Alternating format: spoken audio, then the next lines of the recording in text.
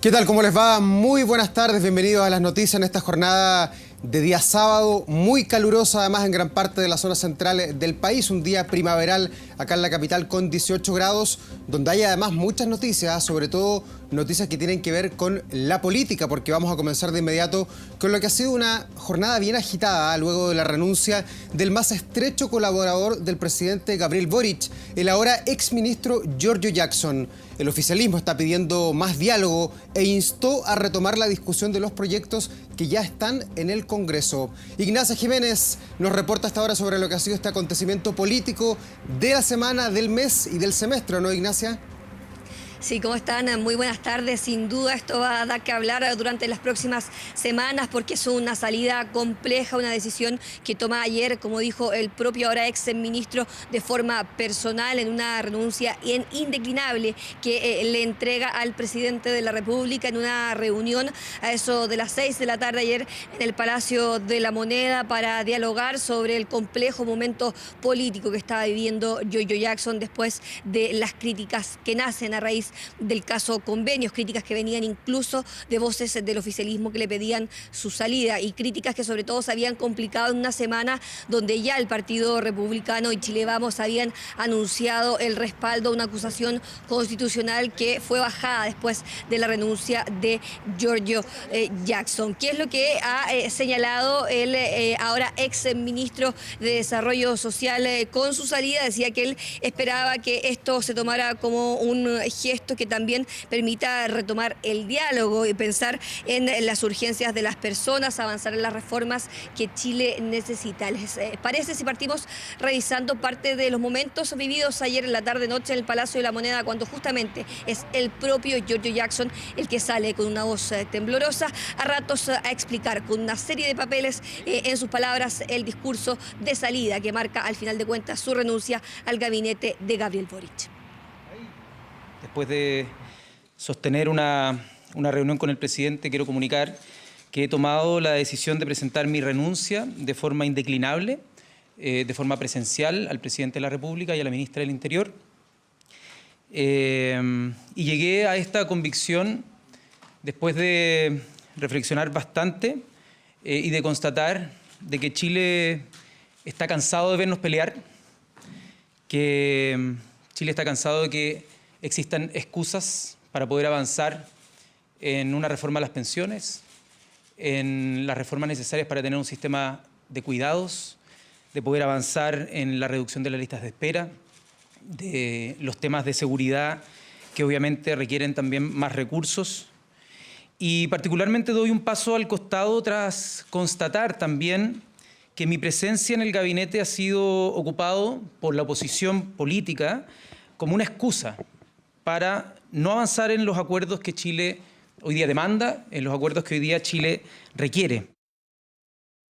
El llamado que hacía ahí también Giorgio Jackson directo a la oposición, que incluso había dificultado las conversaciones, por ejemplo, en la reforma de pensiones. Recordemos que la UDI y republicanos se habían bajado de esa mesa de diálogo a raíz de la solicitud de una renuncia de Giorgio Jackson del gabinete después del robo que ocurre en el Ministerio de Desarrollo Social de computadores y una caja fuerte. ¿Qué es lo que señalan hoy día desde la oposición con la renuncia ya sobre la mesa? Que evidentemente el ánimo político, el ambiente es mejor, pero para muchos se necesitan cambios más profundos. No solo la salida de Giorgio Jackson, dicen, es suficiente para superar la crisis del caso Convenios desatada al interior del gobierno. Solicitudes que llegan de Chile Vamos, del Partido Republicano, y que los quiero invitar que pasemos a revisarla. Nosotros creemos que la renuncia del ministro Jackson ya se hacía insostenible al interior del gabinete y tenía que salir. Tenemos diferencias que son demasiado profundas. Nos enfrentamos ante un proyecto sumamente ideológico del gobierno y después de meses sentados en la mesa seguimos exactamente en el mismo lugar. Sí creemos que tiene que haber un cambio profundo en la forma en que el gobierno está enfrentando esta crisis. La salida de Jackson es el primer paso que da el gobierno para poder ordenar la administración del Estado. Este es un gobierno lleno de corruptos, por lo tanto el gobierno debe seguir tomando esas medidas, sacar a todos aquellos que están hoy día administrando recursos o robándose los recursos que son de todos los chilenos. Ayer era el propio Jackson el que él decía que esperaba que su renuncia se entendiera y que él mismo se la había planteado al presidente de la República para dejar atrás las excusas que él había visto que se habían puesto para evitar avanzar en las reformas que Chile requiere. Agradeció a sus equipos de trabajo en el Ministerio de Desarrollo Social, también en el ministerio con el que llegó al gabinete de Gabriel Boric, el de la Secretaría General de la Presidencia. Aprovechó también de agradecer el respaldo de sus compañeros del gabinete en medio de momentos difíciles, donde el propio Jackson decía, han existido mentiras y calumnias en mi contra, textualmente palabras de su discurso. Hoy día el ministro de Justicia, Luis Cordero, decía que espera que atrás queden las críticas, que ahora sea el paso del diálogo, y respaldó de manera categórica a Giorgio Jackson, asegurando que él acá no tiene ninguna vinculación jurídica con el caso Convenios. Pasemos a revisar las declaraciones del ministro de Justicia. Más allá de la generosidad del ministro Jackson, que se agradece, él fue objeto de un conjunto de imputaciones que son impropias. Una es la crítica política puede ser muy ácida, puede ser desagradable en momentos, pero otra cosa muy distinta es imputarle a alguien la comisión de delitos o irregularidades. Ninguna de ellas está asociada al exministro Jackson. No hay ningún antecedente que vincule al exministro Jackson. Lo único que espera el gobierno, como ha dicho el presidente, es generar ahora las condiciones suficientes para que se produzca el diálogo político y las reformas que son indispensables. El llamado que hacía el ministro de Justicia es el mismo que se repite durante esta jornada en el oficialismo: dejar atrás las diferencias, las peleas, comenzar a dialogar en torno a las reformas pendientes, la de pensiones, el pacto fiscal, algunas de las que mencionaba ayer el propio Giorgio Jackson en su discurso de salida. Un respaldo hoy día del oficialismo a su figura, pero también al gobierno del presidente de la República, que entregan desde el oficialismo. Anoche se plasmaba esto también en un encuentro del Frente Amplio en la sede justamente de Revolución Democrática, el partido que fundó Giorgio Jackson, con el que llega justamente a la carrera política, que busca también dar ahí una señal de respaldo. ¿Qué han planteado durante esta jornada desde el oficialismo? ¿Cuál es el llamado que le hacen justamente a la oposición, pensando en el diálogo político que va a comenzar a partir del día lunes y sobre todo cuando ya se retome las labores en el Congreso, porque la próxima semana es semana distrital? Pasemos a revisarlo. Y mi llamado ahora es a la oposición, a que tengamos una tregua política, a que bajemos los niveles de belicosidad, los niveles de confrontación y de polarización, que dejen gobernar tranquilo al presidente Gabriel Boric y a su gobierno, y que se sienten a dialogar para alcanzar estos acuerdos desde las legítimas diferencias que podamos tener, pero buscando puntos en común. Entendiendo que se hace un gesto político, que no es fácil, pero que debiera ser valorado por la derecha, y en ese sentido terminar con esta distancia y amenaza de falta de diálogo. Tenemos que tener una reforma tributaria en serio. Ese es el llamado a la derecha, ese es el llamado a todos los sectores políticos a flexibilizar nuestras posturas, la intransigencia, y sentarnos a conversar para darle soluciones a los chilenos. La invitación que hacían ahí desde el oficialismo, yo les decía hace un momento atrás que ayer en la noche se produce también un momento de encuentro del Frente Amplio, incluso con ministros del gabinete del presidente de la República en la sede de Convergencia Social y también la de Revolución Democrática, que comparten casas vecinas para dialogar sobre el momento, sobre una salida que ellos mismos reconocen es dolorosa, porque Giorgio Jackson significa para el Frente Amplio una figura importante que deja en el gabinete, una figura que acompaña a Gabriel Boric desde las protestas estudiantiles, con quien llegó también como parlamentario al Congreso Nacional y ahora como ministro en el gabinete, o al menos eso hasta el día de ayer. Una reflexión que hace ayer el Frente Amplio en la sede de Revolución Democrática y de Convergencia Social, con los presidentes de partido, parlamentarios, militantes de base, también ministros. Y fue justamente una de las autoridades de gobierno, la ministra de la Mujer, Antonia Orellana, la encargada de leer una carta que envió Giorgio Jackson a la militancia de Revolución Democrática del Frente Amplio, dando cuenta de la decisión difícil que tomó la tarde de ayer, pero también enviando palabras de respaldo a Giorgio Jackson, dando cuenta que acá su salida del gabinete no significa abandonar el programa político y tampoco el compromiso político con el presidente de la República. Pasemos a revisar esas palabras. Les traigo un mensaje del compañero Giorgio Jackson que dice, aunque no lo crean, Estoy muy emocionado con los videos y fotos que llegan desde la sede. Muchas gracias por esta muestra de cariño y de compromiso por el proyecto que nos une. Si hay algo que he aprendido de las compañeras y compañeros de más experiencia es que la vuelta es larga y que a veces tenemos que abstraernos de la inmediatez y la contingencia para ver cuál es la mejor forma de apoyar el proceso. El compañero Giorgio Jackson ha actuado siempre dentro del marco legal y en total respeto a la Constitución. Siempre ha estado dispuesto a mostrar su compromiso con el orden institucional y legal. Ahí dando cuenta también del respaldo ante las críticas que terminan generando esta salida de Giorgio Jackson durante la jornada de ayer. Yo les decía, una renuncia que se da después de un diálogo con el presidente de la República, también un día en que había llamado justamente la atención del respaldo entregado por Gabriel Boric en un discurso, en una actividad la mañana del viernes, en un discurso donde 2 veces entregó el respaldo a el ahora ex ministro de Desarrollo Social, pero que al final de cuentas termina en su salida. Una renuncia que para el gobierno es suficiente en medio de las críticas que venían desde la oposición, incluso de algunas voces oficialistas en medio del caso Convenios, aunque ya lo veíamos en las declaraciones a lo largo de este contacto dador, ya hay figuras en la oposición, ya hay palabras en la oposición que dan cuenta que acá tiene que haber un cambio más profundo. Lo que hay que ver es qué va a pasar en las próximas semanas. Desde el oficialismo han dicho para ellos es suficiente, pero hay que ver también las decisiones que tome el presidente de la República durante los próximos días. Claro, esa es la gran duda que todos tienen, si este cambio de gabinete va a ser acotado o también va a ser una oportunidad mayor para aprovechar de hacer otros enroques, otros cambios que también lo hemos visto, están en el debate, lo hemos escuchado de parte de los analistas en las últimas semanas y también la oposición lo ha pedido con mucha fuerza. ¿Tiene actividades hoy día el presidente Boric, Ignacia, o probablemente lo vamos a ver nuevamente en actividades ya el próximo miércoles después del viaje a Paraguay?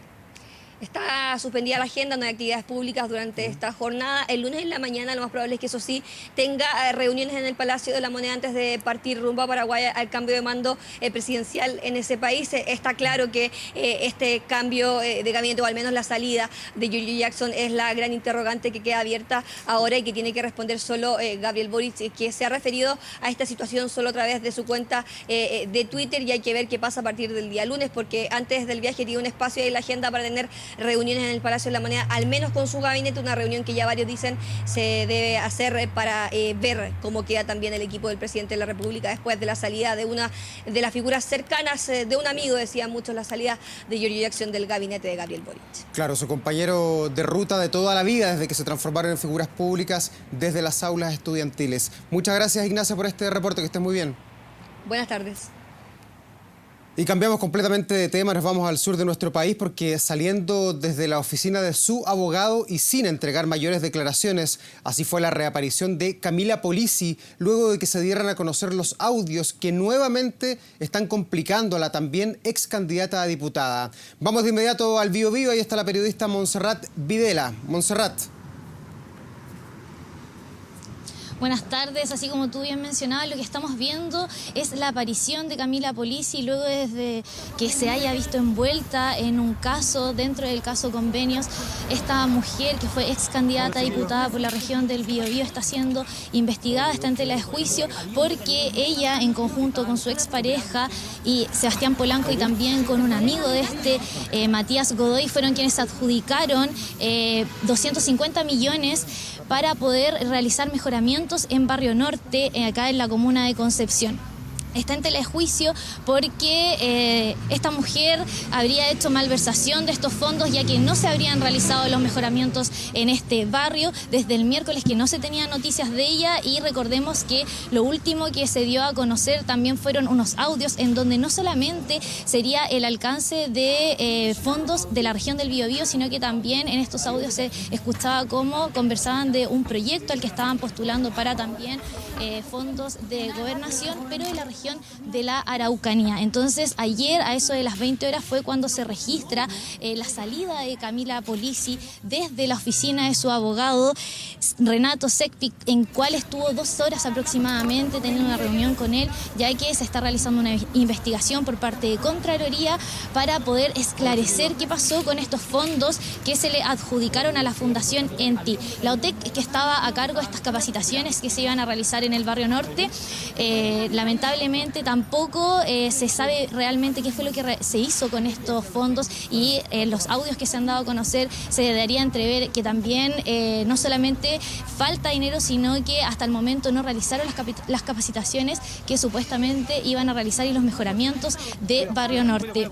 Además, recordemos que ayer se realizó el Consejo Regional Extraordinario para poder abordar este momento crítico en la política de acá de la región, en donde se ven afectados fondos que eran entregados por parte de la gobernación hacia una fundación que realizaría mejoramientos en uno de los barrios conocidos de acá de Concepción, el Barrio Norte. Escuchemos algunas impresiones de los consejeros, porque el Consejo Regional Extraordinario que se registró ayer a eso de las 15 horas fue bastante complejo. Hubo altercados entre concejales, consejeros, personas que se encontraban representando juntas vecinales, ya que no lograron entrar al lugar en donde se estaba realizando acá en la gobernación del Biobío. Escuchemos algunas impresiones de los consejeros, quienes denuncian que falta transparencia respecto a lo que sucedió acá en este caso convenios, en donde se ven involucradas boletas por lencería, boletas por ropas de marca y también por pagos de alimentación en restaurantes altos. Escuchemos algunas declaraciones por parte de los consejeros.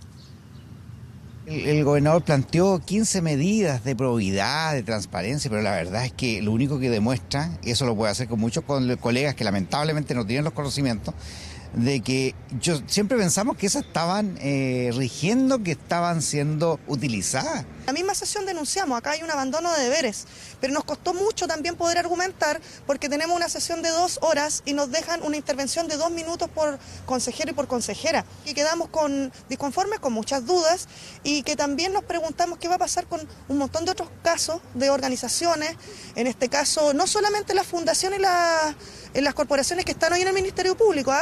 Desde el 2 de julio que comienzan a cuestionarse los programas, y partimos con Red Cultivarte en ese entonces. Y a la fecha de verdad que no se han hecho mayores intentos de entregar información, ni siquiera nosotros como consejeros. De hecho, en la última sesión el gobernador dice que ni siquiera por transparencia pueden entregar esta información por ser datos sensibles. Entonces de verdad que nos cuesta entender cómo él se está viendo casi que está por sobre la ley. Bueno, como bien mencionaban los consejeros, el Consejo Regional Extraordinario, que en primera instancia se iba a realizar el 16 de agosto y se adelantó para ayer, no estuvo exento de altercados. Ellos tampoco sacan dentro de sus próximas medidas solicitar la destitución del gobernador Rodrigo Díaz. Por lo mismo es que el altercado que se generó fue por un aforo, ya que generalmente estos consejos regionales se realizan en el Salón Mural, un espacio mucho más grande en donde se realizó el día de ayer en la gobernación. Por lo mismo es que alrededor de 30 personas fueron las que quedaron fuera de este lugar. Además, recordar que duró alrededor de 2 horas, 1 hora y media, en donde el gobernador expuso, y solamente media hora para que los consejeros pudiesen interpelar lo que sucedía, con 2 minutos cada uno. Lo que también se registró el día de ayer fue el encuentro de Camila Polizzi, luego de varios días en que no se tenían noticias. El último avistamiento que se tenía de esta mujer, que está envuelta en todo este caso convenios por malversación de fondos regionales, fue ayer a eso de las 20 horas cuando sale de la oficina de su abogado, luego de haber tenido una reunión de alrededor de 2 horas. Escuchemos un poco el ambiente que se vivió. Ella no quiso dar declaraciones, solamente se remitió a decir de que ella iba a estar dispuesta a que se realizara esta investigación, y que si el gobernador Rodrigo Díaz quería pedir la garantía por los fondos que se entregó a Fundación ENTI, que lo hiciera. Había un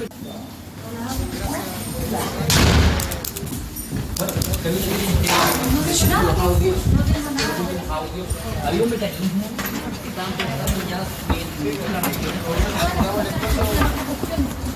pero el gobernador tenía el negocio. Pero postuló, ¿no? Oye, déjame caminar. Pero Camila, ¿qué puede hacer con el postulado? Ay, mamá, no le digas nada. Camila, eran 416 millones los que estaban hablando, que otros convenios deberían haber postulado.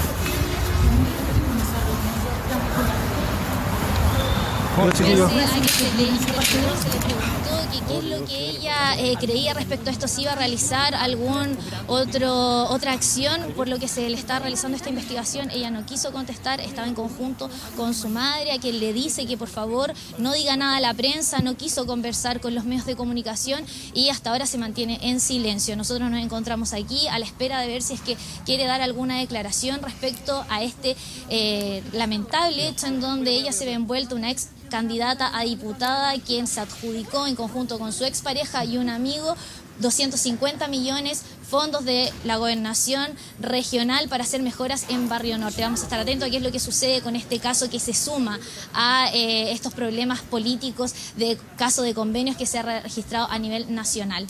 Claro, Montserrat, días complejos para Camila Polis, seguramente cuando tenga que comparecer ante la justicia y entregar su versión sobre cada uno de los hechos que se le están imputando, vamos a tener mayor claridad. Y lo otro, en la gobernación regional, Rodrigo Díaz ahí tiene que ordenar la casa de alguna manera. Vemos que está todo confuso y que la gente, la ciudadanía pide más confianza y también mayor transparencia en el uso de los recursos públicos. Gracias por este reporte, que estés muy bien. Igual. Y vamos a otro tema, algo que también está preocupando, porque tiene que ver con transparencia y eventualmente también con corrupción. Casi 19 horas duró la formalización de los 10 imputados por corrupción pública en Arica, donde está involucrado el Ministerio de Obras Públicas y también una empresa constructora. Solo 5 de las personas imputadas quedaron por ahora en prisión preventiva. Belén Arellano nos amplía con este tema que ha estremecido también al norte de Chile y tiene repercusiones aquí también en la capital. Belén. Hola Davor, ¿cómo estás? Exactamente, fueron 19 horas, una cifra no menor que se extendió durante esta audiencia de formalización. Partió este viernes cerca del mediodía y terminó hoy día sábado a las 6 de la mañana. Fueron 10 funcionarios o 5 funcionarios de la Dirección Regional de Vialidad de Arica, que depende del Ministerio de Obras Públicas, y 5 ejecutivos de la constructora San Felipe, quienes fueron los 10 imputados en este caso y que se adjudicaron, en este caso la constructora, distintas obras con sobreprecios por delitos de corrupción pública. ¿Cuáles son los delitos que se le imputan?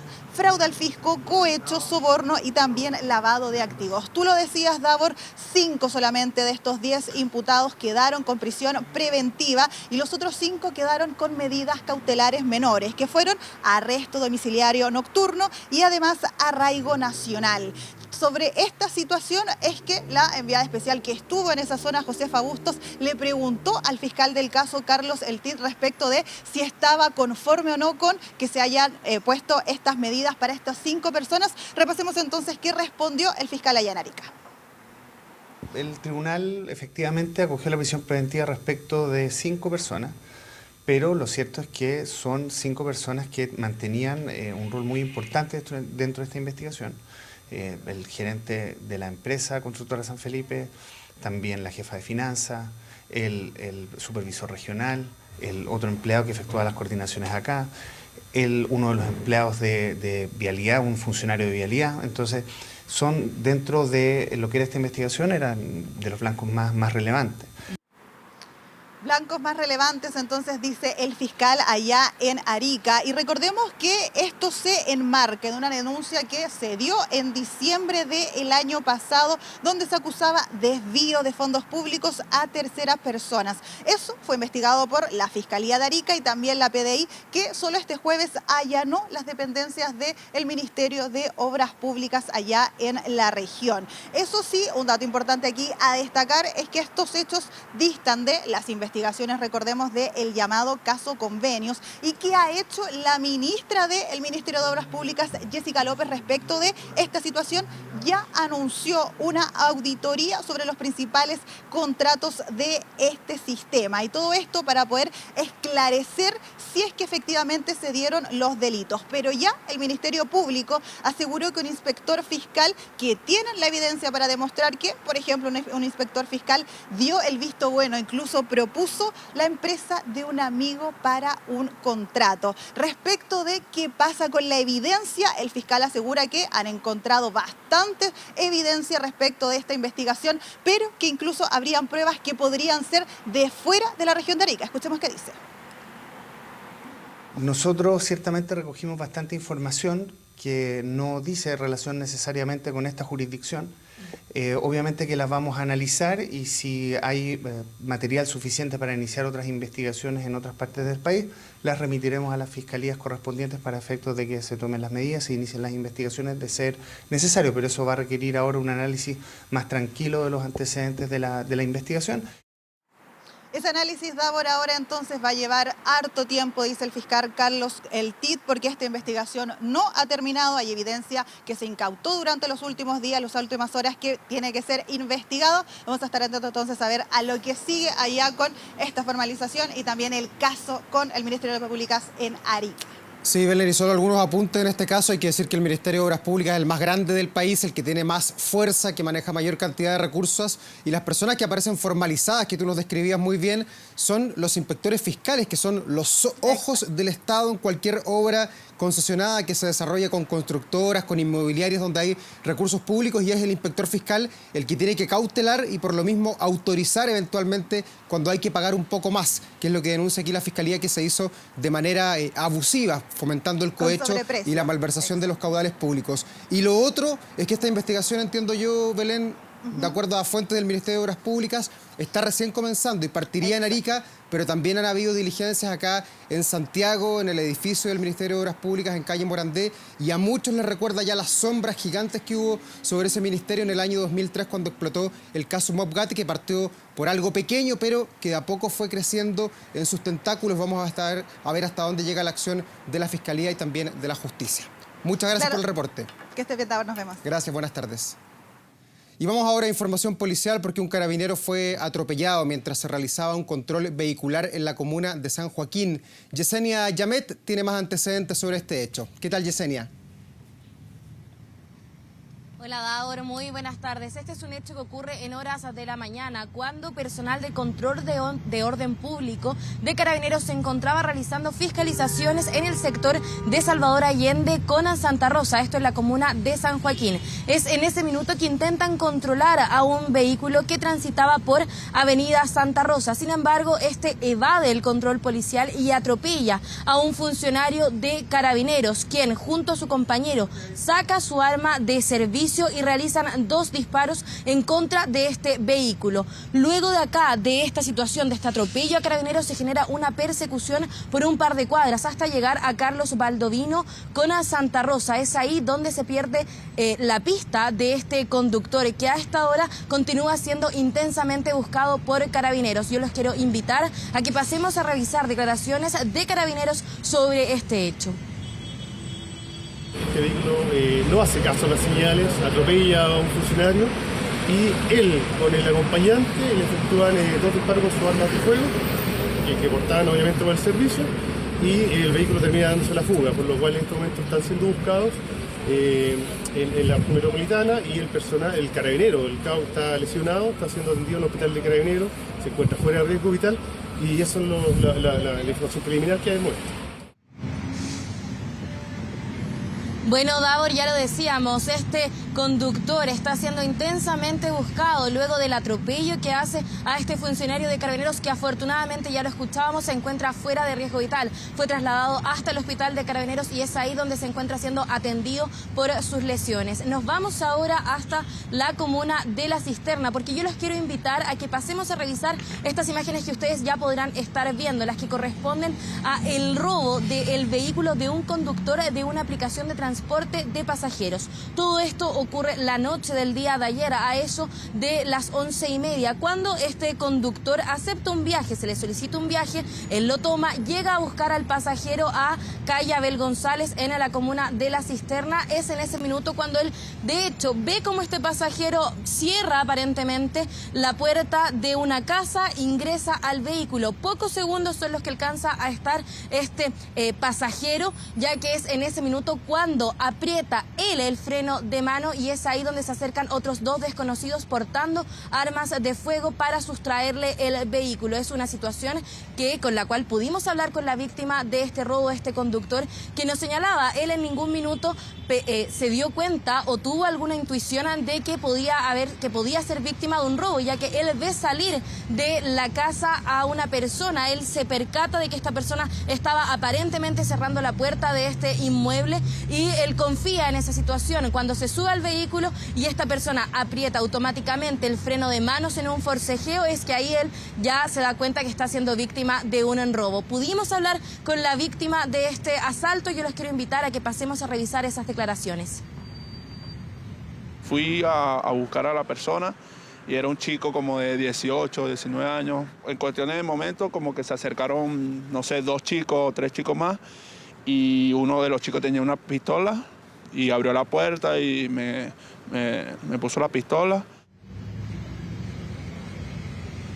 Una vez que estos antisociales logran sustraer el vehículo de este conductor, él escapa, comienza a correr hasta una botillería cercana para pedir ayuda y comentar lo que había ocurrido, llamando en todo momento a carabineros. Los vecinos de este sector fueron alertados, fueron ellos finalmente quienes le prestaron socorro a este conductor. Revisemos las declaraciones de las personas que viven en este sector de la comuna de La Cisterna a raíz de lo que ellos señalaban, un hecho que les sigue generando inseguridad. Estamos con manos atrapadas. ¿Usted no había visto carabineros? Uno llama a los carabineros y no vienen. Entonces, ¿qué hace la gente? Ya no llama. Bueno, una sensación de inseguridad que se incrementa a raíz de este robo que sufre este conductor de aplicación, en que ya lo decíamos, ocurre cuando este hombre simula ser un pasajero, se sube al vehículo y presiona el freno de mano. Es ahí cuando aparecen estos 2 otros delincuentes quienes con armas de fuego obligan a bajar a este conductor del vehículo. Sin embargo, son pocas las cuadras las que alcanzan a transitar al interior de este automóvil, ya que contaba con el sistema de corta corriente y es solo un par de cuadras hasta llegar a Gran Avenida, lo que estos delincuentes logran avanzar. Pudimos hablar con funcionarios de carabineros y yo los quiero invitar a que pasemos a revisar declaraciones sobre este hecho. Esta persona, mediante esta aplicación InDrive, fue requerida por una persona requerente, de acuerdo a esta aplicación de vehículos, donde fue abordada mediante el trayecto del vehículo en Brisas del Maipo, justamente con Gran Avenida, por otros 2 sujetos, el cual se dio bajo la característica con las claras intenciones de sustraerle el vehículo. Cercano a la medianoche recibimos también el llamado de un vehículo que había sido robado en la Florida y que por cortacorriente también y GPS se encontró cercano al lugar donde fue robado este vehículo. Por eso presumimos que podía tratarse de la misma banda. Bueno, un hecho que queda registrado en las cámaras de seguridad, de las que se puede ver incluso en los momentos previos, cuando estos delincuentes están pidiendo este transporte y la llegada también del conductor y cuando es intimidado por estas 2 personas con armas de fuego, Davor. Claro, Yesenia, vamos a seguir repasando la información policial en breve. Vamos a una pausa por mientras aquí en las noticias. Enseguida estamos de regreso aquí en la pantalla de TVN.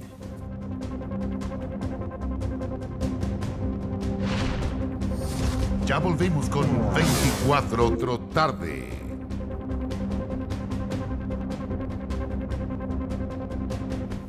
La 1 de la tarde con 40 minutos, ya estamos de regreso con las informaciones y vamos a retomar el contacto con la periodista Yesenia Yamet para que nos dé cuenta de una mujer que fue baleada en las afueras del metro Los Libertadores. Yesenia, te escuchamos.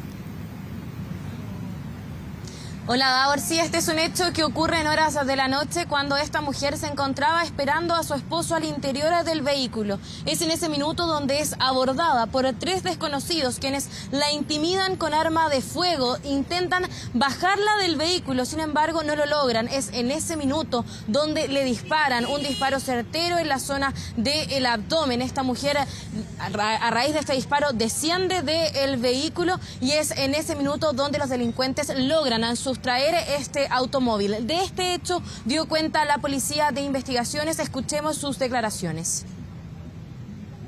Una mujer mayor de edad se encontraba a bordo de su vehículo particular a la espera de su pareja, momento en el que fue abordada por al menos 3 sujetos aparentemente menores de edad, quienes premonidos con armas de fuego efectuaron un disparo en contra de la víctima, ocasionando una herida en su región abdominal, para luego abordar el vehículo y darse la fuga en dirección al poniente por autopista Vespucio Norte. Respecto de la víctima, actualmente se encuentra siendo intervenida quirúrgicamente en dependencia del Hospital San José, fuera de riesgo vital. Bueno, Davor, tú ya lo decías, esto ocurre en el Metro Libertadores, un sector donde es habitual que las personas esperen, porque es un terminal finalmente, entonces van a esperar a sus familiares, a sus amigos, y es un sector bastante habitual donde se pueden ver a distintos vehículos estacionados esperando a que lleguen a sus familiares o amigos. Y finalmente este es un hecho que ocurre a eso de las 9:30 de la noche, cuando aún salían personas de este metro, que ocurre finalmente cuando existe un tráfico bastante alto de personas en este sector y que termina con esta mujer hospitalizada afortunadamente fuera de riesgo vital en el Hospital San José. Nos trasladamos hasta la comuna de Recoleta, ya que un hombre de nacionalidad peruana fue detenido por el delito de extorsiones. Esto es una investigación que lleva a cargo la Brigada Investigadora de Crimen Organizado de la Policía de Investigaciones, a raíz de que este hombre, miembro aparentemente de la banda delictual de Los Pulpos, esta banda peruana que es intensamente investigada, habría realizado distintas extorsiones a ciudadanos peruanos. Todo esto ocurre en la comuna de Recoleta, donde él trabajaba como recolector de basura. Aprovechándose de su trabajo, él grababa distintos locales comerciales como también viviendas de otros ciudadanos peruanos. Luego de eso, él enviaba esas imágenes junto a otros videos de armas de fuego y municiones para poder extorsionarlos con dinero o con otro tipo de situaciones. Todo esto él lo hacía a través de WhatsApp. Es una investigación que duró por varios meses y que la Policía de Investigaciones finalmente logra la detención de este ciudadano peruano de 38 años. Revisemos qué fue lo que dijo la PDI sobre este hecho. Este sujeto formaba parte del primer eslabón de esta organización criminal, los cuales se dedican a extorsionar a los locatarios de diversas comunas en la región metropolitana, específicamente de Independencia, Recoleta y Estación Central. Es así que a través de la intimidación, enviando videos a través de WhatsApp, les mandan imágenes de armas de fuego y municiones, y obviamente amenazando con la vida. Se trataba de una prestación económica en dinero efectivo de aproximadamente 5 millones de pesos. El tribunal, luego del debate respectivo, estableció que la participación del imputado se encontraba por ahora acreditada en forma completa y decretó en su contra la medida cautelar de prisión preventiva por ser peligroso para la seguridad de la sociedad. Bueno, prisión preventiva para este ciudadano peruano que ya lo decíamos, era recolector de la Municipalidad de Recoleta y aprovechándose de ese trabajo finalmente realizaba este delito de extorsionar a sus víctimas.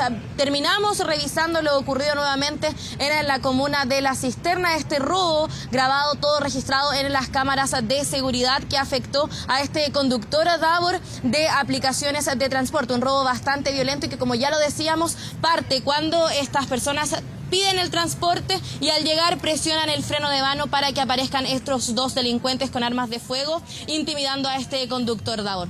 Gracias, Yesenia, por este reporte policial. Que estés muy bien. Buenas tardes. Y vamos a otro punto de la capital, a la comuna de La Florida, porque los equipos de rescate encontraron el cuerpo del joven de 25 años que permanecía extraviado hace ya un par de días en el Cerro Panul. Ahí está el periodista Jan Giachetti. Jan, te escuchamos. Así es, Davor. Buenas tardes. Un triste desenlace ha tenido la búsqueda de este joven de 25 años que desde el día miércoles está siendo intensamente buscado por su familia. Una situación que está ocurriendo en estos instantes. Ha llegado también personal de seguridad ciudadana, pero pronto se espera también la llegada de la BOCAR para que puedan realizar las diligencias, porque se ha concentrado todo esto en saber qué fue lo que ocurrió en este sector del bosque El Panul en la comuna de La Florida, justamente por el acceso de Las Tinajas. Tinajas, en donde fue encontrado. De hecho, aquí se realizaron operativos de búsqueda con unidades caninas y además durante las noches se mantuvieron también rastreos por el sector, porque fue aquí donde se pudo divisar por última vez a esta persona que estaba extraviada. Sin embargo, también la familia estaba presente. Todo esto estuvo ocurriendo durante la jornada de la mañana y tenían esperanzas de poder encontrarlo con vida. Sin embargo, pasadas las horas ya se confirma entonces el deceso de esta persona, y en instantes también se espera que Fiscalía pueda dar algún tipo de antecedentes sobre lo que aquí habría ocurrido. Pudimos conversar con algunos de las brigadas voluntarias que aquí estuvieron trabajando, y en ese mismo sentido decirles que estuvo presente la Fundación Río Montaña Chile apoyando a la familia en una primera instancia. Escuchemos qué nos dijeron respecto a este hallazgo. Estamos acá muy dolidos porque es nuestro amigo, el padre, y darle un tremendo abrazo a ellos, a la familia, de que estas cosas son así. Estamos satisfechos por la labor que se hizo, pero muy tristes por el desenlace. Si la persona sin vida fue encontrada en el sector de Las Tinajas, en el bosque El Panul de la comuna de La Florida, en un sector de pronunciadas pendientes, y es por eso que también está siendo analizado todo el sector respecto a lo que habría ocurrido con esta persona que ya se encontraba desaparecida hace 3 días en la comuna de La Florida. Había una denuncia por presunta desgracia, la había justamente interpuesto su padre. Sin embargo, llega a esta conclusión, y que nosotros vamos a estar muy atentos a lo que vaya a estar ocurriendo durante las próximas horas, porque sabemos que continúan las diligencias sobre este caso, Davor. Sí, y de manera preliminar ya no se puede descartar que haya habido intervención de terceros, ¿o sí? Mira, por información en off que hemos podido recopilar, la posición del cuerpo tendría ciertas inconsistencias sobre la teoría de que eventualmente haya caído, se haya precipitado. Entonces, es por eso que es necesaria la asistencia en estos momentos de la Bocar para que pueda analizar el sitio del suceso. Gracias, Jan Giachetti, por esta información. Que estén muy bien. La 1:48 p.m. Vamos de inmediato hasta la región de Valparaíso, porque fíjese que casi 3 meses en alerta llevan 7 sindicatos de pescadores de Quinteros.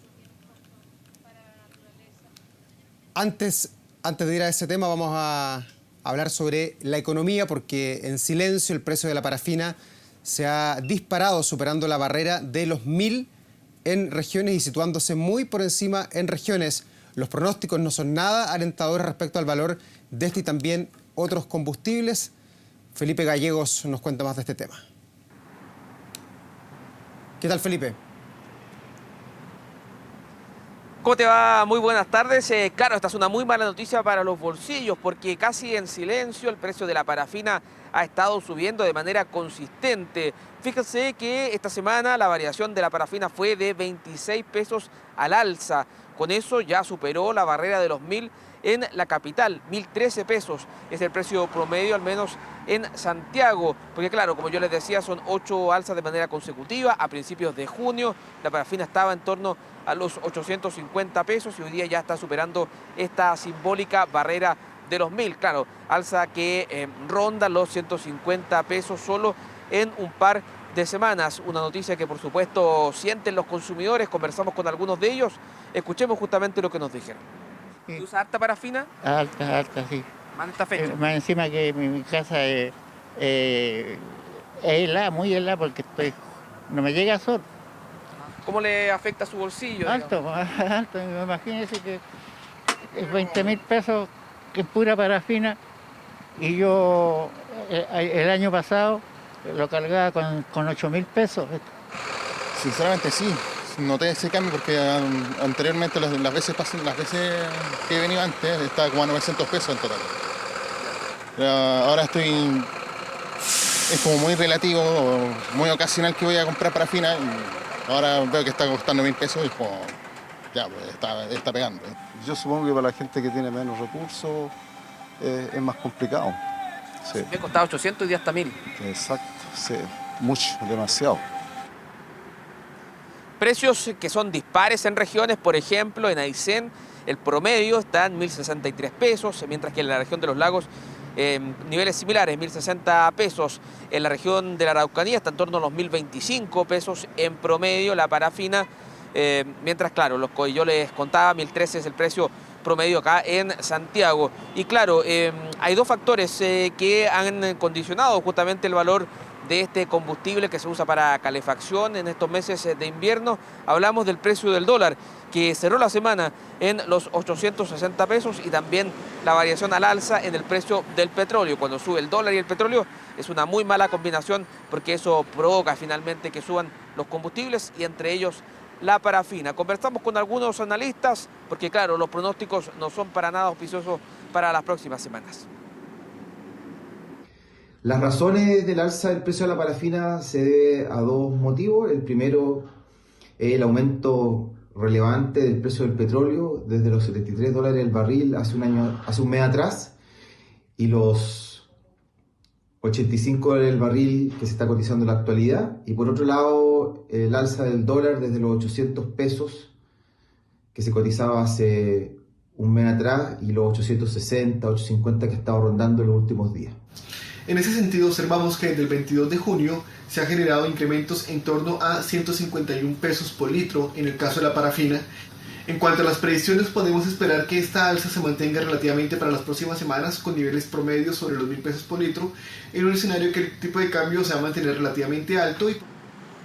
Mala noticia para el bolsillo, entonces, lo que está pasando con el precio de la parafina, con estas 8 semanas consecutivas de alzas.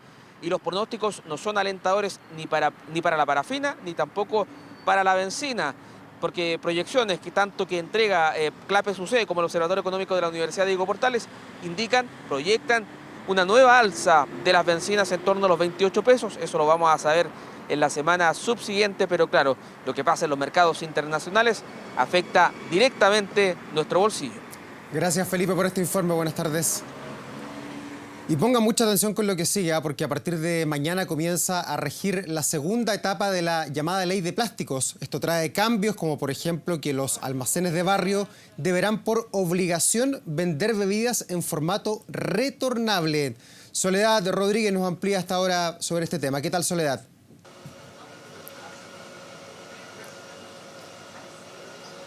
Muy buenas tardes, así es, una excelente noticia porque, como ustedes dicen, a partir de mañana todos los almacenes y tiendas de conveniencia tendrán la obligación de tener esto que ustedes ven aquí en imágenes, unos cajones para dejar los envases retornables y también envases retornables de bebida para que la gente pueda consumir y comprar. Esto es parte de la segunda etapa de la ley de plásticos de un solo uso, que busca no solo proteger el medio ambiente, sino que disminuir la generación de residuos de origen de hidrocarburo. ¿Cuál es el objetivo? Eliminar todo el plástico sintético y poco a poco comenzar a utilizar más plástico certificado, que es el plástico que está producido con materia de origen con recursos renovables. ¿Qué son aquellos productos de un solo uso? Estamos hablando de bombillas, de también platos plásticos, vasos, cubiertos, entre otras cosas. Esta ley fue aprobada en agosto de 2021. En febrero de 2022 comenzó a regir la primera etapa, que obligaba a todos los supermercados a ofrecer bebidas retornables y también a que se prohibiera entregar elementos de plástico y de Plumavit. Ahora, en esta segunda etapa, son los almacenes y también las tiendas de conveniencia que se suman a esta obligación que tenían los supermercados de vender envases retornables. Escuchemos lo que dijo la ministra del Medio Ambiente y también el gerente general de ESMEX, que estuvo conversando con nosotros acerca de esta nueva etapa de la ley. Todos los almacenes, tiendas de conveniencia como la que estamos aquí, esas tiendas que están al lado de las bombas de benzina, deben contar con la posibilidad de vender bebidas con envases retornables, es decir, que la vecina, el vecino, así como se hacía antiguamente, venga de su casa con su envase y se lleve la bebida con un envase que es retornable. La idea es, bueno, en general la idea de la ley es reducir los plásticos, muchos de los cuales no se reciclan, terminan en las calles, terminan en las plazas, en los ríos y terminan en el mar. Muy preocupantemente, es una crisis global y por lo tanto tener esta ley es muy importante. Que lo implementamos sabíamos que iba a ser complejo que los clientes fueran adoptando esta costumbre de los retornables. Los primeros meses de implementación estábamos en torno a un 2-3% de la venta de nuestras bebidas en envases retornables, y hoy día ya las tiendas que están en barrios más residenciales, como es el caso de esta, ya están en torno al 15%. Entonces ha sido una adopción gradual de los clientes que han ido tomando cada vez más opciones, más como una opción el envase retornable. Bueno, sin duda una alternativa económica y también fácil y rápida de contribuir al medio ambiente comprando envases de bebida retornables. Las personas podrán denunciar a aquellas tiendas que no estén cumpliendo con esta normativa por medio de los juzgados de policía local, y también habrán municipalidades que estén a cargo de efectuar estas fiscalizaciones. Las tiendas que no cumplan con esta legislación se ven enfrentadas a sanciones desde los 63.000 pesos hasta los 1,26 millones de pesos por cada día en que no haya disponible envases retornables. En un plazo máximo de 3 años, de aquí a agosto de 2024, también los establecimientos que vendan comida preparada van a tener que utilizar productos reutilizables para el consumo al interior del local. El delivery también deberá usar plásticos compostables certificados o también materiales distintos al plástico, y las botellas plásticas de bebidas deberán estar hechas en base a plástico recolectado y reciclado en Chile. Sin duda son iniciativas que buscan contribuir al medio ambiente, protegerlo, y que están disponibles a partir de mañana aquí en la región y en todo el país. Gracias, Soledad, por este reporte. Que estés muy bien. Buenas tardes. Internacional. Una jornada decisiva en Argentina en el día de mañana. Hay elecciones, pero con un manto de inseguridad y de desazón en los argentinos, ¿o no? ¿Cómo estás, Sofía Cepeda? Muy buenas tardes. ¿Cómo estás, Davor? Muy buenas tardes. Tú lo decías, un fin de semana clave en el país trasandino. Este domingo son las elecciones primarias y, claro, imágenes que han marcado la previa de estas elecciones es lo que ven ustedes en pantalla, que es esta manifestación masiva que tuvo lugar este viernes allá en el Obelisco de Buenos Aires.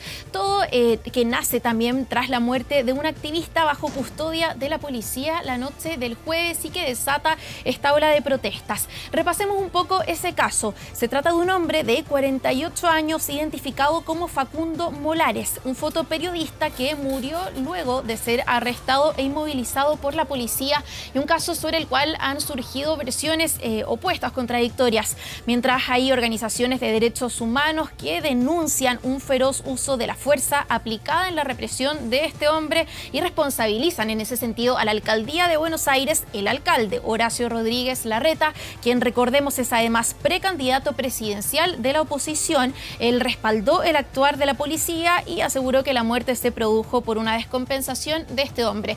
Todo está bajo investigación, se solicitaron las cámaras de seguridad y se está también a la espera del resultado de la autopsia. Tenemos el momento de la detención de este hombre de 48 años que desata estas protestas masivas en Buenos Aires. Pasemos a revisarlo.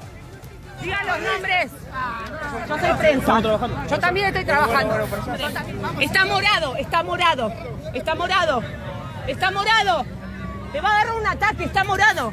Ahora, en este momento... Claro, era el relato entonces de una periodista cuando se produce esta detención, donde finalmente las maniobras de reanimación de este hombre no dan resultado y él es retirado en una ambulancia y finalmente se informa su deceso. En medio de la protesta que tuvo lugar este viernes masiva, como veíamos ahí en pantalla, hubo también algunos incidentes, un grupo de encapuchados que apedrearon un puesto de policías y donde tiraron también algunas bombas Molotov contra el centro de monitoreo de esta ciudad. Hablemos ahora también de estas primarias de las PASO. Sí, decisivas. Exactamente, todo se da justamente muy pocas horas antes. Son más de 35 millones de argentinos que están convocados a las urnas para definir cuáles van a ser los nombres que van a estar en las papeletas de las elecciones generales que van a tener lugar el 22 de octubre. En total hay una cifra récord, van a participar 27 precandidatos a presidentes, quienes están distribuidos en 15 alianzas y partidos políticos. Aunque eso sí, para dejarlo bien en claro, hay 3 coaliciones que son las que generan más atención. Partamos por el oficialismo peronista, por Unión por la Patria, donde van a competir el actual ministro de Economía, Sergio Massa, y por otro lado el dirigente social Juan Grabois. Por otro lado, en la oposición... Sofía, Sí. Sí, ahí detengámonos en ese punto, porque ese es el candidato del oficialismo, el ministro Sergio Massa, el continuador del kirchnerismo. Allí no debería haber sorpresas, allí Massa debería ganar de acuerdo a lo que dicen las encuestas, ¿o puede haber una sorpresa mañana en esa candidatura? En esa candidatura, claro, lo más probable, las encuestas los indican que arrasaría el actual ministro de Economía, Sergio Massa. Y en ese sentido lo que genera más incertidumbre o más, atención es lo que va a suceder en la principal coalición opositora, en la coalición Juntos por el Cambio, donde se verán enfrentados dos exministros de Mauricio Macri, el expresidente Mauricio Macri. Por un lado, Patricia Bullrich, y por otro lado, el alcalde de Buenos Aires, Horacio Rodríguez Larreta. Y ahí, Sofía, quizás esto mismo que tú nos comentabas, la crisis de inseguridad que se está viviendo en Argentina, los hechos que revisábamos recién, ¿podrían de alguna manera favorecer a Patricia Bullrich pensando en que ella fue la ministra de Seguridad del presidente Mauricio Macri, o quizás eso la puede perjudicar? Es interesante lo que planteas tú, porque claro, Patricia Bullrich aparece como en la línea más dura, ¿no? Mientras que Horacio Rodríguez Larreta ha sido señalado como un poco más débil, si se quiere, en su respuesta frente a estos hechos de delincuencia. Por lo tanto, también la condena que él hace a la muerte de este protestante durante el jueves también era una suerte de prueba para él, para este tipo de reacción. Entonces vamos a ver también cuáles sean los resultados y cómo se va a ver esto reflejado en las urnas mañana. Por otro lado, también está la tercera coalición, que es Libertad Avanza, ¿no? Donde aparece el economista libertario y diputado también Javier Milei, quien va como candidato único, que sabemos también ha ido ganando fuerza en los últimos meses. Sí, y a diferencia de lo que pasa acá en Chile, por ejemplo, Javier Milei, que está solo en la papeleta, tiene la obligación por la Constitución de Argentina, por las leyes electorales, de ir a esta elección que es la previa. Javier Milei va a estar sí o sí en la elección de octubre finalmente, pero mañana va a ser un buen testeo para ver cuánta fuerza tiene, porque muchos dicen, bueno, en esta crisis de inseguridad, lo que está pasando en Argentina, es quizás probable que tengamos al final de los días, cuando ya estemos en la decisiva, un candidato de derecha más Javier Milei en la papeleta final, que serían dos candidatos de derecha, uno más extremo que el otro.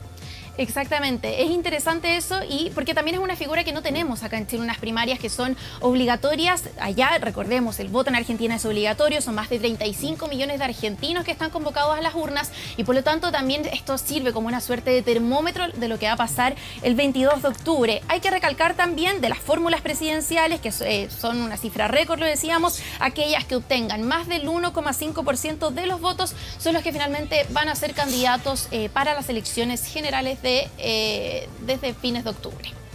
Cambiamos ahora de tema, Daur, si te parece, pero vamos a seguir en nuestra región con esta noticia que sabemos ha marcado la agenda no solo en Ecuador, sino que en la región y el mundo completo, que es el asesinato de este candidato presidencial a solo días de las elecciones generales allá en el país sudamericano. Lo que ven ustedes en pantalla corresponde al funeral, al último adiós masivo, porque él fue sepultado este viernes en la ciudad de Quito, la misma ciudad donde se le quitó la vida. Muchos ciudadanos en ese sentido le rindieron homenaje, y también estuvo marcado por aquello que veíamos en pantalla, ¿no? Que es la presencia de policías armados durante este funeral, quienes también se encargaron de trasladar el ataúd. Recordemos, Fernando Villavicencio, un exdiputado de 59 años, recibió varios disparos cuando iba saliendo de un colegio donde estaba desarrollando un acto de campaña a pocos días de estas elecciones anticipadas, extraordinarias, que van a tener lugar el próximo 20 de agosto, una fecha que permanece igual, ¿no? Y donde él aparecía además como segundo en las encuestas. Tenemos ese momento del ataque que de todas maneras marcó la agenda internacional esta semana. Pasemos a revisarlo.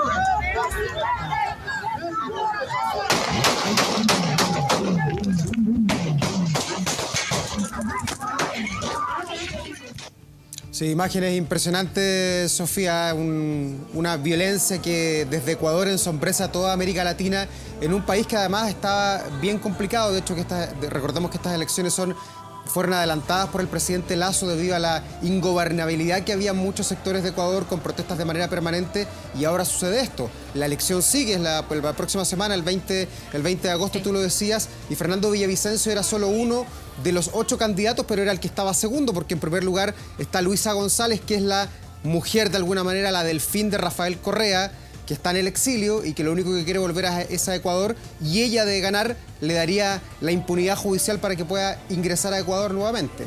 Exacto, unos comicios bien importantes. Él aparecía como segundo en las encuestas y además por ley su partido está obligado a presentar un nuevo candidato. Todavía no hay información, ellos no han dicho quién va a ser esa persona, pero sí mañana, lunes, mañana bien digo, comienzan los debates también presidenciales de cara a estas elecciones, por lo tanto son días complicados, también debates que comienzan el lunes, me corrijo en ese sentido. Una persona, un político, exdiputado, lo decíamos, pero que además como periodista había dedicado su profesión a dedicar a destapar también casos de corrupción, había decretado también una lucha permanente para destapar casos de bandas criminales, de narcotraficantes, y en ese sentido también había sido blanco de amenazas en las últimas semanas, cosa que él mismo había denunciado. Sí. Tenemos declaraciones, de hecho, de Fernando de hace pocos días, del 31 de julio pasado, y también uno de sus compañeros de partido del movimiento Construye Ecuador, que conversó también con 24 horas, para que pasemos a revisar estas declaraciones. Los narcotraficantes y las mafias quieren tomarse el poder político del Estado.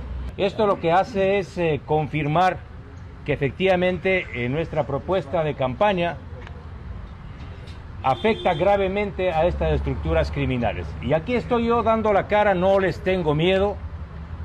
20 años me he jugado en este país en contra de estas estructuras delictivas y reitero, no les tengo miedo.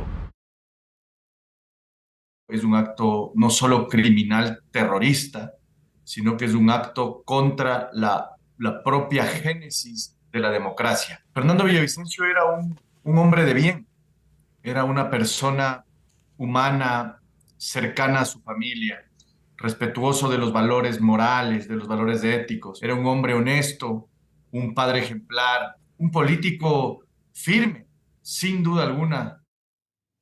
Bueno, sobre los responsables, ¿qué es lo que se sabe? Actualmente el autor, hay 6 personas detenidas, 6 personas de nacionalidad colombiana, además de un séptimo también de nacionalidad colombiana, quien fue señalado como el autor material de este crimen, quien falleció también durante un intercambio de balas con los oficiales el mismo día cuando falleció Fernando Villavicencio. Un hecho que ha sido condenado también desde Naciones Unidas, quienes dijeron que los responsables deben responder ante la justicia. En ese sentido, también se confirmó que va a viajar una delegación del FBI de Estados Unidos para colaborar también con esta investigación que comienza y que se desarrolla allá en Ecuador, donde el presidente Guillermo Lasso decretó un estado de emergencia por los próximos 60 días. Sí, vamos a ver cómo el presidente Lasso logra manejar esta crisis, porque en sus manos está la estabilidad de la democracia en Ecuador, que haya elecciones libres el próximo domingo, que no haya ningún manto de duda respecto a quién va a ser el ganador, y que haya una transición hacia el nuevo gobierno que sea ejemplar, con mano dura para ponerle una línea roja a todos estos grupos que han comenzado a aparecer con violencia política, algo que muchas veces pensábamos estaba desterrado en esta parte del mundo. En Chile también tuvimos violencia política, hemos estado conmemorando los 50 años de aquella época donde hubo mucha violencia política en el país, y restaurar las confianzas después de eso, enderezar los países, vaya que cuesta, así que tiene menuda tarea el presidente Lasso. De todas maneras, Davor, un país donde además las tasas de homicidio están en niveles récord, y el avance también del narcotráfico preocupa, por supuesto, a sus residentes y a toda la región de todas maneras. Vamos a avanzar, ahora nos vamos a ir hasta Colombia con esta noticia que llega después, y a darle a sumarle un nuevo elemento al caso de los 4 niños que fueron rescatados de la selva colombiana, una historia que dio la vuelta al mundo y que ahora suma una nueva arista, porque la policía de ese país detuvo este viernes al papá de los niños que sobrevivieron allá en la selva de la Amazonía por presunto abuso sexual en contra de los niños y también en contra de la madre de los pequeños, quien, recordemos, falleció durante este accidente en avioneta. Se trata en específico de Manuel Ranoque, quien es padre biológico de los 2 niños más pequeños, no de los 4. Y porque justamente, claro, ya teníamos algunas luces de esto, porque después del hallazgo de los niños surgen varias acusaciones, específicamente de parte de los abuelos, maternos, de los padres de la mujer que falleció. Ellos dicen que había una situación de maltrato y abuso en contra de su hija, en contra de la mamá de los niños y en contra de los niños también. Y por lo tanto, luego de la recuperación, ellos permanecen unos 40 días en el hospital para mejorar. También ellos llegan con un fuerte cuadro de deshidratación. Se les da el alta pero las autoridades determinan que deben permanecer bajo cuidado del Estado, del Instituto Colombiano de Bienestar Familiar, y se les prohíbe en ese sentido al padre de los dos más pequeños y al círculo cercano tener contacto con ellos. Una situación que los mantenía entonces bajo cuidado del Estado y donde ahora la Fiscalía colombiana detiene finalmente al padre de los menores. Y cambiamos ahora de tema, avanzamos en la revisión y vamos a terminar con esto, que es una verdadera tragedia que hemos estado contándoles, lo que se vive allá en Hawái, con estos incendios forestales que ya han cobrado la vida de 80 personas, una cifra que ha ido aumentando con el paso de las horas y que ha dejado a 1.400 personas evacuadas y unas 1.000 personas todavía desaparecidas entre los escombros.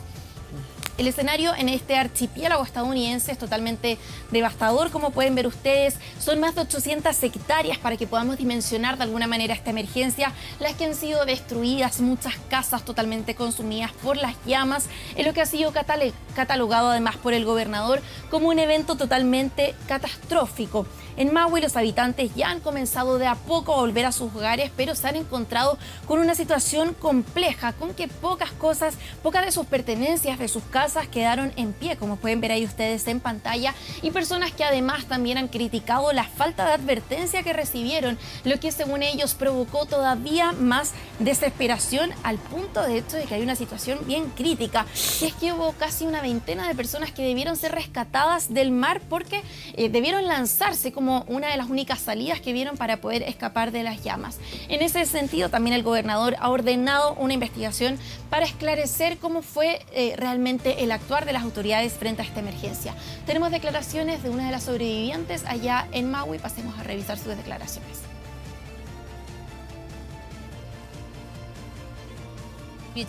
Solo queremos irnos y mudarnos. Aquí ya perdí todo. Mi pasaporte, todas mis cosas, mi auto, mi ropa.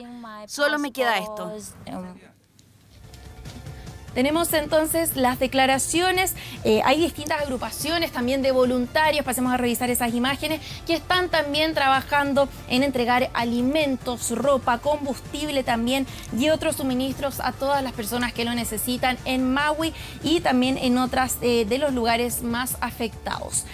Una catástrofe que, lo decíamos, ha convertido en uno de los mayores desastres allá en Hawái. Tenemos declaraciones de uno de los voluntarios, un administrador de una iglesia allá en Maui, que entrega sus declaraciones. Pasemos a revisar. Todo lo que podemos ofrecerles es comida, refugio y simplemente amarlos y realmente estar atentos a lo que están pasando. Y por supuesto hemos visto a muchos turistas que han sido desplazados durante todo el proceso, sin poder volver a entrar. Y hemos alojado a cientos de ellos. Claro, teníamos las palabras entonces de este voluntario, una catástrofe que se temía que pudiera convertirse en el mayor desastre natural, desde el tsunami que tuvo lugar en el año 1960 y que en esa oportunidad mató a 61 personas. Finalmente, un temor que este sábado se hace realidad cuando ya la cifra de fallecidos aumenta a 80. Sí, Sofía, son realmente impresionantes las imágenes, devastadoras y sobre todo que golpean a Estados Unidos, donde uno podría decir eventualmente que podrían estar mejor preparados, con mejores alertas, pero el cambio climático, la naturaleza, el avance del fuego no tiene nada que ver con países ni con recursos, sino que simplemente avanza. Por eso es que también hay que tomar muchas lecciones y tomar las precauciones del caso para cuando países como el nuestro vivamos los incendios forestales en esta temporada. Estas imágenes obviamente han despertado la solidaridad del mundo. Uno de los mensajes más emotivos que han llegado durante esta jornada emanó desde el Palacio de Buckingham con el rey Carlos III, que le envió un sentido mensaje al presidente Joe Biden, donde dice que es inimaginable la devastación que está envolviendo a la isla y la angustia desgarradora de aquellos cuyos medios de subsistencia se han visto desastrosamente afectados. Ambos, dice el rey, él y la reina Camila, queremos enviar nuestro más sentido pésame a las familias de aquellos que perdieron la vida de manera tan trágica y nuestras oraciones permanecen con todos aquellos cuyos seres queridos están desaparecidos y cuyos hogares han sido destruidos. Parte del mensaje que envía el rey Carlos, donde además le dedica palabras de esperanza y de agradecimiento a los rescatistas que tienen allí, Sofía. Vemos la tremenda tarea de buscar, de escarbar, de hacer esta remoción de escombros en el intento de buscar a alguien que por diversas circunstancias ojalá se haya podido aferrar a la vida y está a salvo y pueda ser finalmente rescatado. Claro, una emergencia, Davor, que además da cuenta de una situación, un panorama a nivel global mucho más amplio, que esta semana de hecho ha dado cifras críticas. Justamente les informábamos hace unos días cómo se confirma, se oficializa finalmente que julio de este año 2023 cerró como el más caluroso en toda la historia, dando cuenta también de esta emergencia, de esta crisis climática que en el caso de Hawái deja estos fuertes incendios que fueron empeorados por fuertes sequías que habían tenido lugar en los últimos meses y también fuertes vientos derivados del huracán Dora, que hace que todo el fuego se propague con mucha más velocidad y que se haga mucho más difícil de controlar, Davor. Sí, imágenes impresionantes, se suman también al verano extremadamente caluroso que hubo en Europa. Hemos tenido varias alertas a nivel mundial de cómo el calor y las altas temperaturas están deformando las ciudades, cambiando la configuración, incentivando a que las autoridades tomen mayor precaución. Y lo vuelvo a comparar con nuestro país porque hemos tenido acá incendios que son devastadores en el año 2017, para qué decir la temporada que recién pasó. Y todos los analistas, todas las proyecciones indican que se nos viene un verano bien fregado en nuestro país, con altas temperaturas y con mucho potencial para que se desarrollen incendios forestales. Ojalá, ni Dios lo quiera, con la magnitud que hemos visto en Hawái, pero no hay que bajar la guardia, al contrario, hay que mantener las alertas a tope.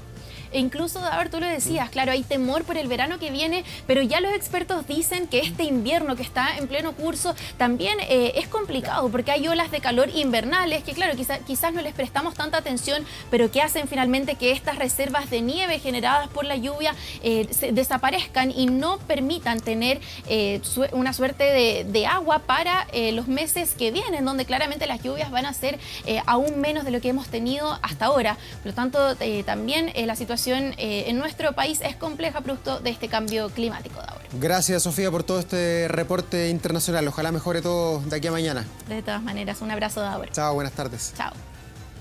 Las 2 de la tarde con 17 minutos. Decíamos al comienzo el noticiero que está bastante grato en Santiago. A esta hora estamos ya cerca de los 20 grados. Va a subir incluso un poco más el termómetro. 22 debería ser a eso de las 4 de la tarde aquí en la capital. El pronóstico, además, para los próximos días se lo vamos a ver de inmediato. Hemos estado del frío al calor, el clima como típico de invierno, muy propicio para las enfermedades, además de estos días, con alta contaminación, además, aquí en la capital. Las jornadas, usted lo ve, prepárese para mañana y el lunes, días que van a ser para muchos festivos también, días sándwich, el lunes con altas temperaturas en Santiago, inusual también para el invierno y que da cuenta también de este cambio climático, de lo que está pasando en el mundo. Y mire el termómetro, vamos a estar casi en los 30 grados. Ya sabe, un imperdible de informe especial. Y seguimos de inmediato con las noticias porque fíjese que en la región metropolitana ya son 10 narcomausoleos los que han sido destruidos por el propio entorno de los fallecidos, aunque habría otros 30 en carpeta para demoler. Este viernes fue el turno de un memorial ubicado en la población Las Turbinas de Los Espejos, donde la madre del difunto se responsabilizó por el fatal desenlace y también por la crianza que tuvo su hijo. Hay quienes la llamaban la esquina del delito. En Pasaje 2 con Santa Cecilia de Los Espejos se encontraba este visible narcomemorial. Este era un mausoleo particular, era de gran envergadura, era de 3 metros por 6 metros, donde también no solo había incivilidades, sino también había denuncias de abusos sexuales, comercio ilícito, drogas y también robos. Ocurría de todo. Además, la estructura irregular dificultaba el tránsito de una calle que no tiene salida, ubicada a un costado de una cancha. ¿Pero por qué tienen que destruir las cosas de uno? ¿Qué daño uno hace? El ambiente estuvo tenso, y no solo por esta demolición, también por la del local de comida rápida que colindaba, tenía rayados alusivos al fallecido. Estaba contemplado porque en el fondo la construcción en general era irregular. Estas construcciones se encontraban edificadas en la vereda, o sea, una persona que, ejemplo, estuviera en situación de discapacidad o que quisiera simplemente caminar por la vereda tampoco podía hacerlo. Hemos tenido situaciones obviamente de gritos, de malestar por parte de algunos vecinos y en definitiva por parte de familiares directos del fallecido, pero no hemos tenido ninguna situación de violencia. El difunto es Daniel Avilés, conocido como El Chupao, quien a los 30 años fue acribillado en un enfrentamiento entre bandas. Contaba con antecedentes por 2 homicidios y robos con intimidación, violencia, lugar no habitado, entre otros delitos. También era investigado por tráfico de drogas y porte ilegal de armas según la delegación.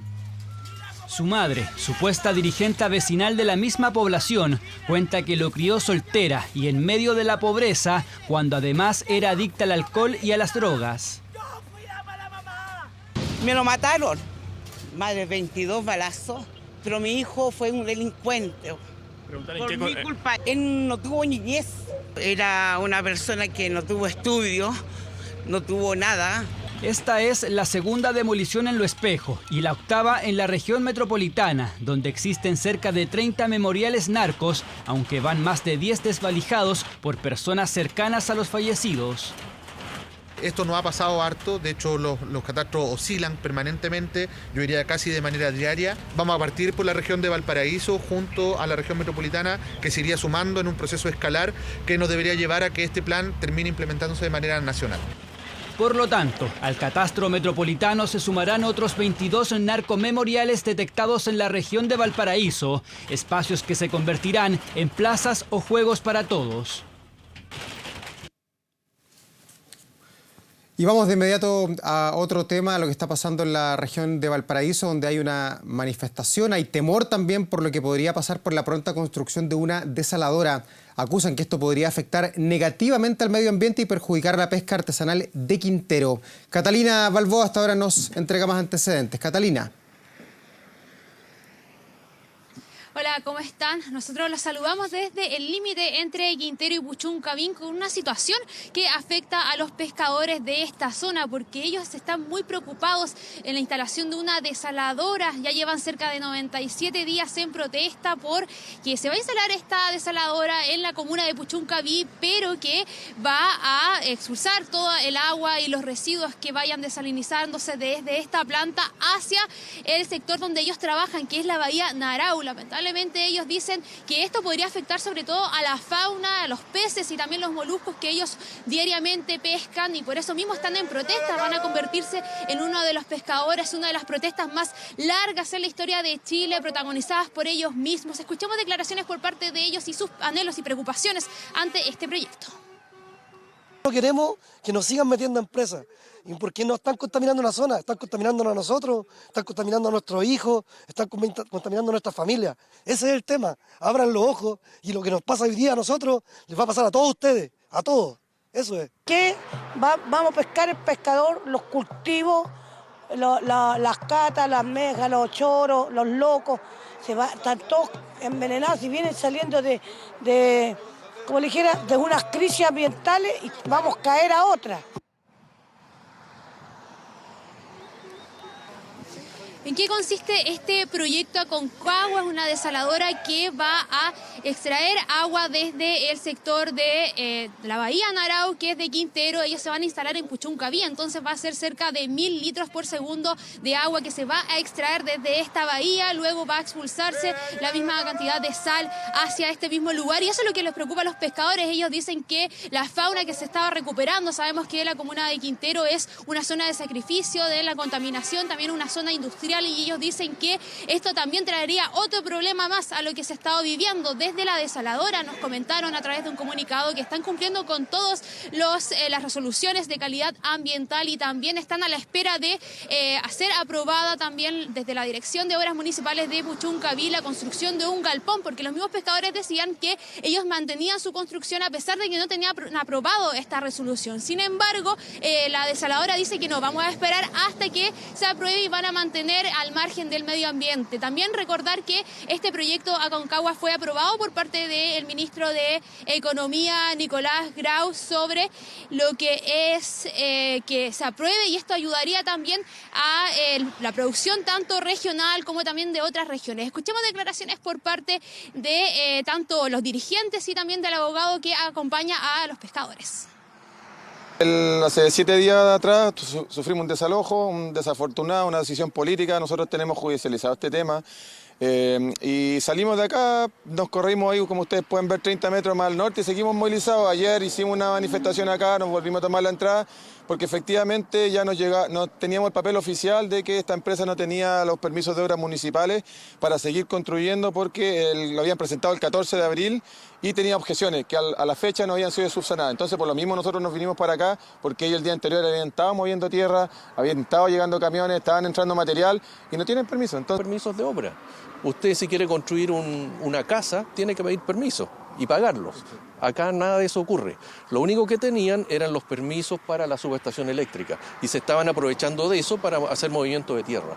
Una vez más tuvimos la razón, y esa razón está confirmada hoy día cuando ellos sacan una declaración reconociendo que efectivamente no tienen los permisos y que no van a hacer ningún movimiento ni ninguna obra hasta que cumplan con la normativa vigente. Mientras Y bueno, esa es la situación que están viviendo los pescadores. Ellos le dieron también una posibilidad a la desalinizadora que si quiere extraer agua y luego, en este caso, botar toda la sal que se extraiga de esa agua, sea a 25 metros de distancia desde donde ellos trabajan. Pero si no es así, ellos van a mantenerse en protesta, en pie de guerra, para evitar la construcción de este proyecto Concagua, que podría beneficiar a grandes puntos de la región de Valparaíso, pero también les preocupa a ellos que podría contaminar sobre todo el sector donde han estado toda la vida trabajando para dar sustento a sus familias y también a la región de Valparaíso. Claro, un proyecto que plantea incertidumbre para la zona. Volveremos contigo, Catalina, una vez que tengamos mayores antecedentes. Que estén muy bien. Buenas tardes. Buenas tardes.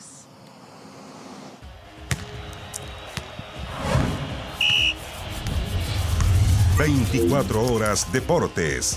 Las 2:30. Y cuando son las 3 de la tarde vamos a regiones de nuestro país, porque fíjese que al más puro estilo de la Fórmula 1, La Serena está celebrando su mes aniversario con una nueva edición del Gran Premio La Serena, una actividad que usted la debe recordar cada año, junta a los amantes de los carros locos y por supuesto también a miles de familias. Vamos hasta la región de Coquimbo, ahí está la periodista Stephanie Rojas. ¿Qué tal, Stephanie? Como siempre, un placer saludarte. Muy buenas tardes, claro que sí, estamos como anunciabas en la carrera de carros locos, uno de los eventos más esperados por la comunidad serenense, por supuesto, y por distintas personas de la región que participan en esta carrera de carros en La Serena. Te cuento las características de esta carrera. Bueno, ellos tienen que crear sus propios carros, entonces con material reciclado, y también posteriormente que estos carros avancen. Son distintas las categorías, premian velocidad, también creatividad, y por supuesto también invitan a que tanto empresas como familias completas puedan entonces participar. Vamos a pasar a revisar primero las palabras del alcalde de La Serena, quien ya está emocionado porque en minutos empieza esta carrera de carros acá, uno de los eventos, como les decía, más importantes acá en la región. Pasemos a revisar. Este es uno de los eventos más importantes del aniversario de La Serena. Ya lo hemos hecho 7 veces y cada día tenemos más público y tenemos más carros. Por lo tanto, creo que hoy día va a ser una fiesta, la gente lo espera. Yo no sé si esperan los porrazos, esperan los carros más bonitos, pero la verdad es que la gente se entusiasma muchísimo porque ya es un evento que tomó mucha fuerza. Como pueden ver acá en imágenes en vivo lo que está ocurriendo, porque estamos a solo minutos, entonces aquí vamos a aprovechar también de saludar a alguna de las personas que están participando. ¿Cómo estás? Hola, bien, gracias. Coméntanos también, bueno, de este carro, ¿cómo nace la inspiración también? Bueno, nos inspiramos recogiendo neumáticos, porque en todos lados hay botados, los basurales. Entonces de ahí ya dijimos, hagamos un carrito de neumáticos de bicicleta. Nos costó harto, pero lo logramos. Queríamos hacer algo que llamara la atención, que la gente se diera cuenta, y lo hemos logrado, Perfecto, mucha suerte. Entonces en minutos ya van a estar compitiendo. Les cuento, como les decía, los premios son bastante buenos, ¿eh? La gente está bastante interesada también. Por ejemplo, velocidad, esta categoría, 1 millón de pesos tiene el primer lugar, 700.000 pesos para el segundo lugar y 300.000 pesos para el tercer puesto. La otra categoría también que se premia es la Copa Sustentable, y como pueden ver, estos carros son hechos entonces por estas personas que muchas, claro, por iniciativa propia, primera vez que participan, no tienen en algunos casos tampoco la experiencia, pero sí están interesados en poder participar y en darlo todo, por supuesto, para llevarse uno de estos premios. Y pasan cosas, se salen algunas ruedas, se desarman algunos carros también en el camino. Vamos a entonces pasar a revisar lo que nos dijeron algunos participantes que ya están esperando entonces poder partir en minutos esta carrera, la más esperada entonces durante este mes de agosto por el aniversario de La Serena. No, nosotros somos un grupo de Caleta San Pedro, Tine Ecológico, y siempre hemos competido con carros de material reciclable, renovable. Ahora nos tocó con llantas de bicicleta, las recogimos por los basurales y las últimas las recolectamos en los talleres de bicicleta. Algo muy entretenido que se realiza en la ciudad y que motiva a que la gente, digamos, desarrolle la creatividad. Y aparte que los carros también hay muchos que se desarrollan, o sea, que se construyen con materiales reciclables. Hay muchos muy buenos carros y algo que ayuda, digamos, para que, o sea, atrae a mucha gente. Ya se preparan entonces, mira, acá estamos viendo diferentes carros entonces, porque ya está por empezar esta carrera. Lo particular de esto es que no tienen que avanzar por una calle tradicional, sino que tienen que tirarse desde una bajada bastante entonces grande, Stephanie, donde puedes mostrar hacia allá. Matías, nuestro camarógrafo, sí, nos muestra entonces también cómo están a punto ya de iniciar en este momento las palabras del alcalde, y es, como les decía, una bajada bastante prominente que tienen que hacer. Vamos a pasar a entrevistar acá a algunos de los participantes. Por favor, acá algunos de los pilotos de este carro. ¿Quién es el piloto del carro? Lo pasamos acá, el piloto. Estamos en vivo para TN. ¿Cómo está? Muy bien, aquí esperando la carrera, no ansioso nomás de participar acá en el aniversario de La Serena. Cuéntenos, ¿cómo fue la inspiración de que está hecho también su carro? Acá el maestro, el progenitor de todo, el hombre acá, el que lo hizo todo. Yo soy el chofer nomás, cooperamos en algunas cosas, pero la idea toda es de acá, de amigo Stephanie. Patri, ahí está el muchacho. Sí, tenemos acá, ¿los escucho? Sí, yo antes de que despidamos el contacto, estamos con un poquito de... Te quería preguntar si puedes entrevistar ahí al Team Barbie, que lo vi, que lo encontré fantástico y además está tan de moda con la película, los vi ahí cerca tuyo. El Team Barbie, perfecto. Vamos a buscar entonces al Team Barbie. Siguen viendo en imágenes entonces como todos se están preparando, están tomando ubicaciones. Nosotros tenemos ahí, hay bastante ruido porque la actividad comenzó muy temprano. Esto comenzaba a las 3 de la tarde, así que en breves minutos, pero mucha gente llegó desde muy temprano para poder conocer entonces estos carros. El Team Barbie está acá. ¿Cómo estás? Bien, bien, gracias. Oye, cuéntame, ¿cómo nace la inspiración también? ¿Primera vez o han participado antes? El año pasado también participamos con el carro Rex y ganamos en diseño el año pasado. Así que este año quisimos venir con algo que estaba a la moda y también a demostrar que en este siglo todos modernos, somos hombres modernos y a representarnos. Perfecto, ahí representando entonces Team Barbie, dándolo todo, y como les decía, todos invitados porque esto va a durar hasta las 5 de la tarde, así que si está viendo y está cerca, que se acerque acá al Parque Pedro de Valdivia, donde se va a estar realizando esta carrera. Así que todos invitados, y desde acá, desde La Serena, y durante todo este mes también celebrando el aniversario, como les decíamos, se van a estar realizando diferentes actividades. Que estén muy bien, muy buenas tardes. Gracias, Stephanie, por este reporte desde la región de Coquimbo. Lindas imágenes, partiendo además este fin de semana largo, donde seguro también está lleno de personas que están disfrutando estos días de asueto. Nos despedimos, vamos a la pausa con estas lindas imágenes de un buen espíritu, de algo noble, de algo muy blanco que se hace allí en La Serena y que obviamente nos alienta en esta época del año. Ya volvemos. 3 de la tarde con 15 minutos, terminamos la revisión de las noticias. Nos despedimos desde un Santiago que hasta ahora tiene ya 21.7 grados de temperatura. Que estén muy bien, nos reencontramos esta noche en 24 Horas Central.